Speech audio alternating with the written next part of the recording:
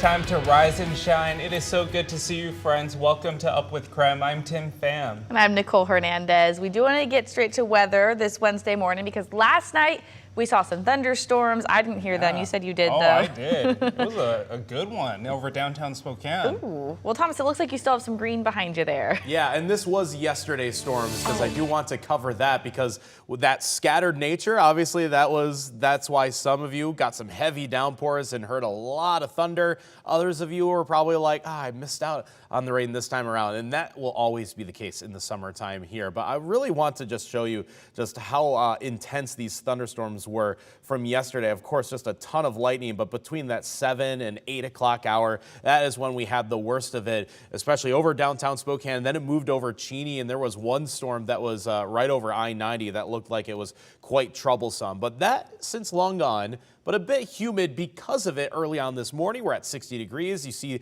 those clear blue skies over Coeur d'Alene. We got mostly sunny conditions in Spokane, and our temperatures are starting out in the 50s and 60s today. Only going to get warmer from here on out, but we are tracking one more chance for those afternoon thunderstorms today. Happening today in a matter of hours, a community meeting will be held to discuss the homeless crisis in our region. So Spokane Valley, Airway Heights, and Spokane County are hosting the meeting. It's free and open to anybody who wants to go. They will talk about possible community-minded solutions to the homeless crisis. It starts at 8 this morning and goes until 10 at the Spokane Convention Center. Well, new pictures this morning from a wildfire near Wenatchee. So this was sent to us by our viewer Daniel. We also got a video from another viewer, and you can see in this one that smoke and flames just hundreds of feet away from homes. Crews continue to monitor this fire. They say it's burned about 50 acres. Level 1 evacuations are still in place for about 130 structures. Fire officials are still working to find out what caused the fire. Well, part of Spokane Valley City Hall is back under construction after officials recognized the building was starting to sink. Up with KREM's Brandon T. Jones is live in Spokane Valley right now. Brandon, those repairs are expected to come with a big price tag, right? Yeah, I mean, that's exactly right, Nicole. And I'm just going to go ahead and step out of the way because right there behind my shoulders, go ahead and take a look at that as we zoom in on it. That is what's the problem right now. This building has started to sink. The walls have started to crack, and this is the aftermath. So they're starting to take it apart and they're trying to fix it however they can. And in terms of that price that we talked about, $5 million or upwards of $5 million, and you can see just how problematic it is. Less than 6 years after it was built, the building will have to see a key portion demolished. And this all started when an exterior wall began sinking and parts of the building started to crack. The mayor and council members haven't been able to use council chambers for months. In 2020, the city filed a lawsuit against Meridian Construction, who was the main contractor of the building, along with several other companies. That matter is still ongoing. It needs to be fair for the city of Spokane Valley taxpayers. We really need to recoup any expenses that have been incurred as a result of necessary repairs to get the building that we expected to get when we made the initial investment in City Hall.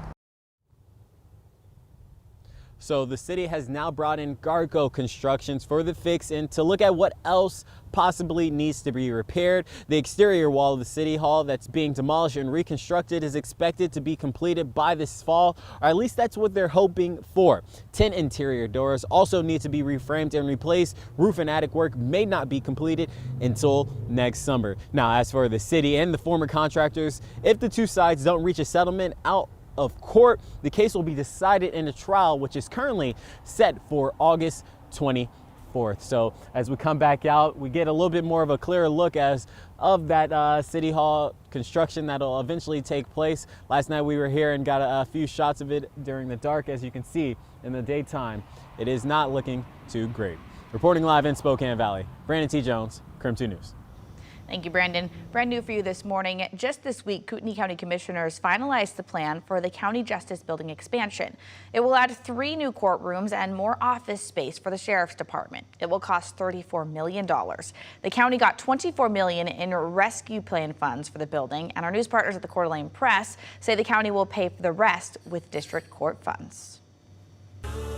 The time now is 6:05. Let's take a look at your morning rush. More news in less time. New from overnight, a man is sitting in the Spokane County Jail this morning for a shooting at the Cheney Starbucks back in early March. Police say a person's car was shot while they were waiting in the Starbucks drive-thru. No one was hurt in the shooting.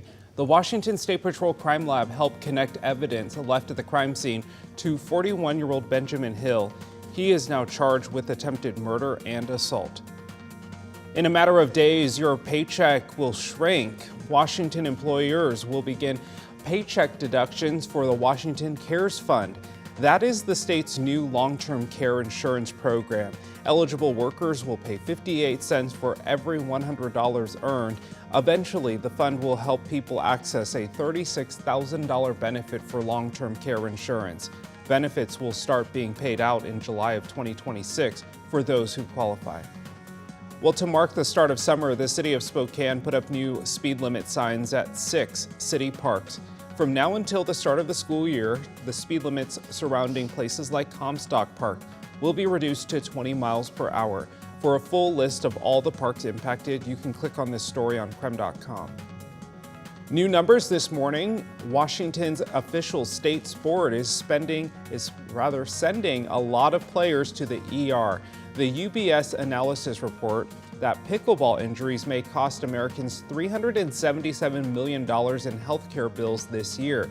That is 5 to 10% of unexpected medical costs. A lot of seniors play pickleball and are more prone to sprains, strains, and fractures.